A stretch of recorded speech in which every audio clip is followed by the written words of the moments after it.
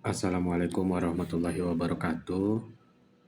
Perkenalkan, saya Amri Usman. Pada kesempatan kali ini, saya akan coba mempresentasikan materi bab 10 tentang ekonomi mikro dan makro, fondasi pemahaman bagaimana perusahaan mengubah sumber daya menjadi nilai ekonomi. Pada presentasi ini, kita akan membahas bagaimana perusahaan mengubah berbagai faktor produksi menjadi barang atau jasa, bagaimana cara mengukur efisiensi produksi, serta bagaimana teori produksi digunakan dalam analisis ekonomi, baik pada tingkat perusahaan maupun tingkat nasional.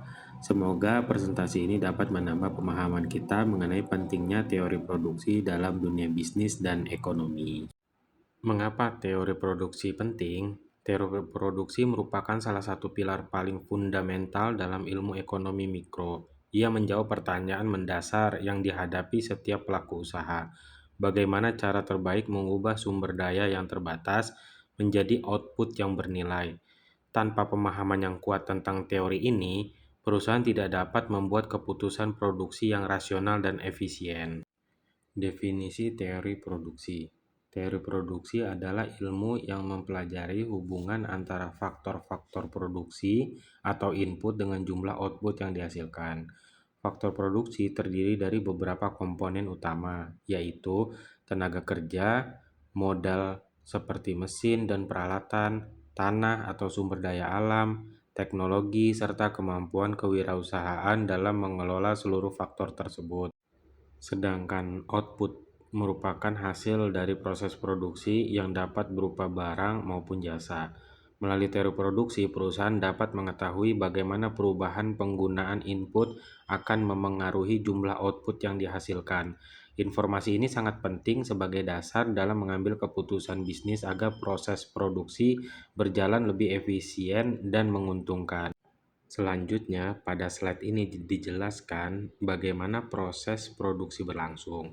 Tahap pertama dimulai dari input, yaitu seluruh faktor produksi seperti tenaga kerja, modal, bahan baku, teknologi, dan sumber daya lainnya.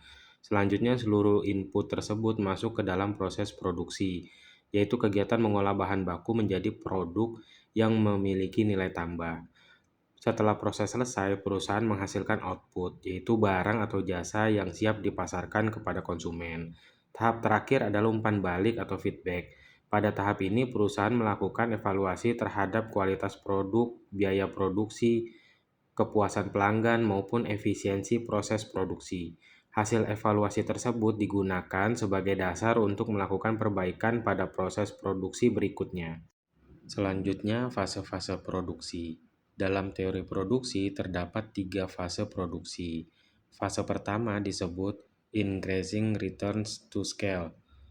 Pada fase ini, setiap penambahan input akan menghasilkan peningkatan output yang lebih besar. Hal ini biasanya terjadi karena perusahaan mulai memanfaatkan pembagian kerja yang lebih baik dan penggunaan mesin yang lebih optimal. Fase kedua adalah diminishing returns. Pada fase ini, output masih meningkat, tetapi tambahan output yang dihasilkan dari setiap tambahan input semakin kecil. Kondisi inilah yang biasanya menjadi target perusahaan karena dianggap sebagai kondisi produksi yang paling efisien. Sedangkan fase ketiga adalah negative returns. Pada fase ini, penambahan input justru menyebabkan output menurun.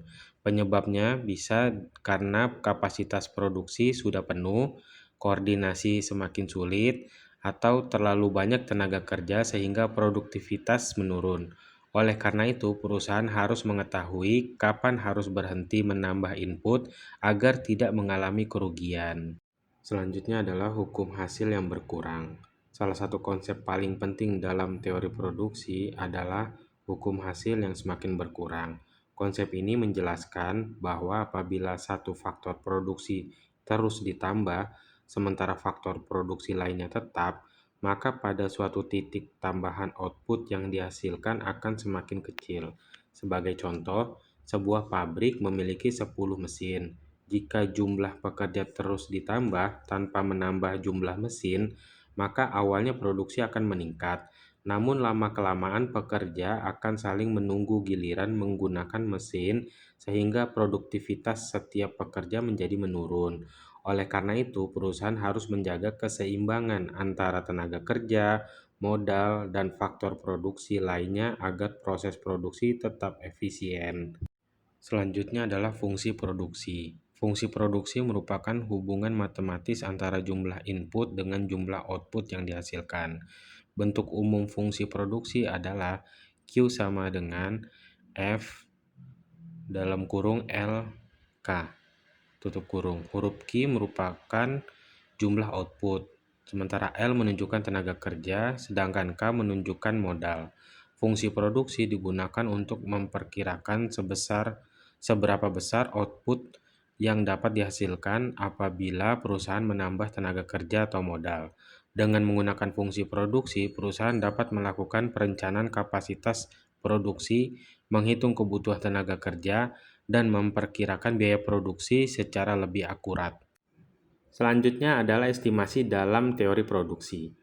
Estimasi produksi adalah proses mengukur secara kuantitatif kontribusi masing-masing faktor produksi terhadap pertumbuhan output. Salah satu pendekatan terpenting adalah perhitungan pertumbuhan atau growth accounting, yang memisahkan pertumbuhan output menjadi kontribusi dari pertumbuhan tenaga kerja, modal, dan kemajuan teknologi. Makna dan interpretasi persamaan growth accounting membagi pertumbuhan output menjadi 3 komponen yang dapat diukur dan dianalisis secara terpisah. Yang pertama, kontribusi tenaga kerja. Semakin besar pangsa tenaga kerja dan laju pertumbuhan tenaga kerja, maka semakin besar kontribusinya terhadap pertumbuhan output. Yang kedua, kontribusi modal. Investasi dalam mesin, infrastruktur, dan aset produktif lainnya meningkatkan stok modal yang mendorong pertumbuhan output. Yang ketiga, kontribusi teknologi. Bagian pertumbuhan yang tidak dapat dijelaskan oleh pertumbuhan input disebut solo residual, mewakili peningkatan efisiensi, inovasi, dan kemajuan teknologi. Di negara maju, studi empiris menunjukkan bahwa kemajuan teknologi berkontribusi 30-50% dari total pertumbuhan output jangka panjang. Slide selanjutnya adalah komponen pertumbuhan output. Pertumbuhan output dipengaruhi oleh 3 komponen utama. Yang pertama adalah tenaga kerja. Semakin banyak tenaga kerja yang berkualitas, maka kemampuan perusahaan menghasilkan output juga semakin besar. Yang kedua adalah modal, seperti mesin, gedung, kendaraan, maupun teknologi yang digunakan dalam proses produksi. Yang ketiga adalah teknologi.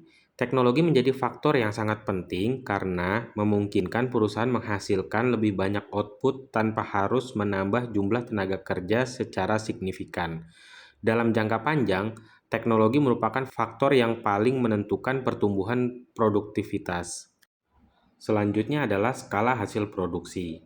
Setelah memahami fungsi produksi, selanjutnya kita membahas mengenai skala hasil produksi atau return to scale. Konsep ini menjelaskan bagaimana perubahan seluruh faktor produksi secara bersamaan akan memengaruhi jumlah output yang dihasilkan perusahaan dalam jangka panjang. Terdapat 3 jenis skala hasil produksi. Yang pertama adalah constant returns to scale. Kondisi ini terjadi ketika seluruh input ditingkatkan, misalnya sebesar 10%, maka output juga meningkat sebesar 10%. Artinya perusahaan mampu mempertahankan efisiensi meskipun kapasitas produksinya bertambah. Yang kedua adalah increasing returns to scale. Pada kondisi ini, peningkatan seluruh input menghasilkan peningkatan output yang lebih besar. Hal ini biasanya terjadi karena adanya efisiensi, pembagian kerja yang lebih baik, penggunaan teknologi modern, serta biaya tetap yang dapat dibagi ke jumlah produksi yang lebih besar. Sedangkan yang ketiga adalah decreasing return to scale. Pada kondisi ini, output memang masih meningkat, tetapi peningkatannya lebih kecil dibandingkan kenaikan input. Penyebabnya biasanya adalah organisasi perusahaan yang semakin kompleks, koordinasi yang sulit, serta biaya operasional yang semakin besar. Contoh sederhana, sebuah perusahaan makanan membuka satu pabrik baru. Jika produksi meningkat sesuai dengan penambahan modal, berarti perusahaan mengalami constant returns. Namun jika produksi meningkat jauh lebih besar karena penggunaan mesin otomatis, maka perusahaan mengalami increasing returns. Sebaliknya, jika perusahaan membuka terlalu banyak cabang tetapi pengelolaannya tidak efektif sehingga produksi justru kurang optimal, maka perusahaan mengalami decreasing returns. Dari pembahasan ini dapat kita simpulkan bahwa perusahaan harus mengetahui skala hasil produksinya agar keputusan ekspansi dapat dilakukan secara tepat. Selanjutnya adalah penerapan praktis teori produksi. Setelah memahami konsep teorinya, sekarang kita melihat bagaimana teori produksi diterapkan dalam dunia usaha. Penerapan pertama adalah optimalisasi penggunaan sumber daya. Perusahaan harus menentukan kombinasi tenaga kerja, modal, dan teknologi yang paling efisien agar biaya produksi dapat ditekan tanpa mengurangi kualitas produk. Penerapan kedua adalah pengambilan keputusan investasi. Sebelum membeli mesin baru atau menambah jumlah karyawan, perusahaan akan menganalisis apakah investasi tersebut benar-benar mampu meningkatkan produktivitas. Selanjutnya adalah perencanaan produksi. Dengan memahami teori produksi, perusahaan dapat menentukan jumlah produksi yang sesuai dengan permintaan pasar sehingga tidak terjadi kelebihan maupun kekurangan persediaan. Sebagai contoh, perusahaan seperti PT Mayora Indah Tbk akan memperkirakan permintaan produk menjelang hari raya. Jika permintaan diprediksi meningkat, perusahaan dapat menambah jam kerja atau meningkatkan kapasitas mesin agar kebutuhan pasar dapat dipenuhi tanpa terjadi keterlambatan distribusi. Jadi dapat disimpulkan bahwa teori produksi bukan hanya dipelajari di kelas, tetapi benar-benar digunakan sebagai dasar dalam pengambilan keputusan bisnis sehari-hari. Selanjutnya adalah studi kasus industri manufaktur. Pada slide ini dijelaskan contoh penerapan teori produksi pada perusahaan manufaktur. Misalnya, terdapat sebuah perusahaan otomotif yang ingin meningkatkan kapasitas produksinya karena permintaan pasar sedang meningkat. Manajemen berencana membeli 5 unit mesin baru dan merekrut 20 tenaga kerja tambahan. Setelah dilakukan analisis menggunakan fungsi produksi Cobb Douglas, diperkirakan output perusahaan akan meningkat sekitar 18 hingga 22%. Namun hasil analisis juga menunjukkan bahwa jika jumlah tenaga kerja terus ditambah tanpa penambahan mesin, maka produktivitas setiap pekerja justru akan menurun. Hal ini menunjukkan perusahaan mulai memasuki kondisi diminishing returns. Oleh karena itu, perusahaan memutuskan untuk menyeimbangkan jumlah tenaga kerja dengan kapasitas mesin yang dimiliki. Dari studi kasus ini, kita dapat memahami bahwa penambahan tenaga kerja saja tidak selalu meningkatkan produksi. Yang lebih penting adalah keseimbangan antara tenaga kerja, modal, dan teknologi yang digunakan. Selanjutnya adalah studi kasus industri jasa. Selain perusahaan manufaktur, teori produksi juga dapat diterapkan pada perusahaan jasa. Contohnya adalah sebuah perusahaan call center yang mengalami peningkatan jumlah pelanggan hingga 40%. Untuk mengatasi lonjakan tersebut, perusahaan langsung merekrut banyak agen baru. Namun perusahaan tidak meningkatkan kapasitas server, jaringan internet maupun sistem CRM yang digunakan. Akibatnya justru muncul berbagai masalah seperti waktu tunggu pelanggan semakin lama, produktivitas agen menurun, biaya operasional meningkat, dan tingkat kepuasan pelanggan ikut menurun. Hal tersebut terjadi karena perusahaan hanya menambah tenaga kerja tanpa menambah modal berupa teknologi. Solusi yang dilakukan adalah meningkatkan kapasitas server, penggunaan teknologi artificial intelligence untuk mengatur antrian panggilan, serta memberikan pelatihan kepada para agen agar bekerja lebih efektif. Dari contoh ini, kita dapat melihat bahwa keseimbangan antara sumber daya manusia dan teknologi sangat penting dalam meningkatkan produktivitas perusahaan jasa. Pada slide selanjutnya, akan kita bahas terkait perbedaan mikro dan makroekonomi terkait produksi. Setelah melihat penerapan teori produksi di perusahaan, selanjutnya kita akan membahas perbedaan antara perspektif mikro dan makro. Dalam ekonomi mikro, fokus analisisnya adalah perusahaan secara individu.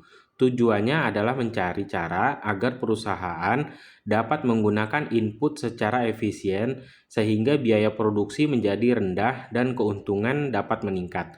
Sedangkan dalam ekonomi makro, fokus analisisnya adalah perekonomian secara keseluruhan. Misalnya, pertumbuhan produk domestik bruto atau PDB suatu negara. Pada tingkat makro, pemerintah memperhatikan bagaimana investasi, tenaga kerja, dan perkembangan teknologi dapat meningkatkan pertumbuhan ekonomi nasional. Jadi, meskipun sama-sama membahas produksi, ruang lingkup pembahasannya berbeda. Mikro lebih menekankan keputusan perusahaan, sedangkan makro lebih menekankan pertumbuhan ekonomi suatu negara.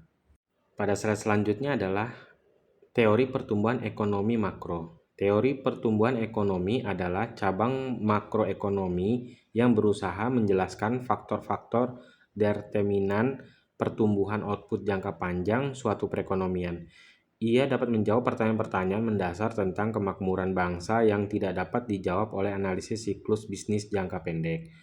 Adapun dua pendekatan utama adalah yang pertama growth accounting, pendekatan empiris yang mendekomposisi pertumbuhan output menjadi kontribusi terukur dari pertumbuhan modal, tenaga kerja, dan teknologi, memberikan gambaran akuntansi tentang sumber pertumbuhan masa lalu. 2. Teori pertumbuhan neoklasik, model teoritis yang menjelaskan bagaimana perekonomian bergerak menuju steady state atau keseimbangan jangka panjang dan mengapa perekonomian yang berbeda memiliki tingkat pendapatan per kapita yang berbeda, menekankan peran tabungan, investasi, dan kemajuan teknologi. Selanjutnya adalah teori pertumbuhan endogen, generasi teori yang lebih baru yang menjelaskan kemajuan teknologi sebagai hasil endogen dari keputusan investasi dalam R&D dan human capital, bukan faktor eksogen. Selanjutnya kita akan membahas terkait fungsi produksi agregat. Pada tingkat makro digunakan fungsi produksi agregat dengan rumus I sama dengan AF KN. Dalam persamaan tersebut, ia menunjukkan output nasional atau PDB. K menunjukkan modal nasional. N menunjukkan tenaga kerja, sedangkan A menunjukkan tingkat teknologi. Artinya, pertumbuhan ekonomi suatu negara dipengaruhi oleh jumlah modal yang dimiliki, kualitas tenaga kerja, dan perkembangan teknologi. Sebagai contoh, Indonesia dapat meningkatkan pertumbuhan ekonomi dengan membangun infrastruktur, meningkatkan kualitas pendidikan, memperluas lapangan kerja, serta mendorong inovasi teknologi di berbagai sektor industri. Dengan meningkatnya ketiga faktor tersebut, maka produktivitas nasional juga akan meningkat, sehingga kesejahteraan masyarakat ikut mengalami peningkatan. Selanjutnya adalah estimasi pertumbuhan output per kapita makro. Selain menghitung pertumbuhan output secara keseluruhan, para ekonom juga menghitung pertumbuhan output per kapita. Output per kapita dianggap lebih mampu menggambarkan tingkat kesejahteraan masyarakat dibandingkan hanya melihat total output nasional. Jika output nasional meningkat tetapi jumlah penduduk juga meningkat sangat cepat, maka pendapatan rata-rata masyarakat belum tentu meningkat. Oleh karena itu, pemerintah tidak hanya berfokus meningkatkan produksi nasional, tetapi juga meningkatkan produktivitas setiap tenaga kerja melalui pendidikan, pelatihan, penggunaan teknologi, dan peningkatan investasi. Dengan demikian, hasil pembangunan dapat dirasakan secara lebih merata oleh seluruh masyarakat. Selanjutnya kita akan membahas tentang tantangan dalam estimasi produksi. Meskipun teori produksi sangat bermanfaat, dalam praktiknya proses estimasi produksi masih menghadapi berbagai tantangan. Tantangan pertama adalah sulitnya mengukur kualitas tenaga kerja. Dua orang pekerja yang memiliki jam kerja sama belum tentu menghasilkan produktivitas yang sama karena dipengaruhi pengalaman, keterampilan, dan motivasi kerja. Tantangan kedua adalah perubahan kualitas produk dari waktu ke waktu. Sebagai contoh, smartphone saat ini memiliki kualitas jauh lebih baik dibandingkan beberapa tahun lalu, sehingga pengukuran output menjadi lebih kompleks.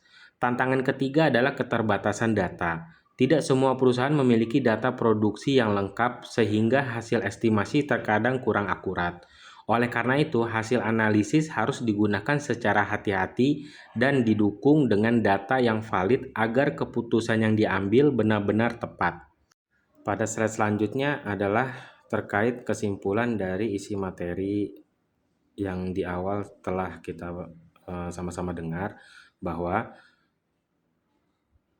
disimpulkan terkait teori produksi yang merupakan dasar penting dalam memahami bagaimana perusahaan mengubah berbagai faktor produksi menjadi barang atau jasa secara efisien.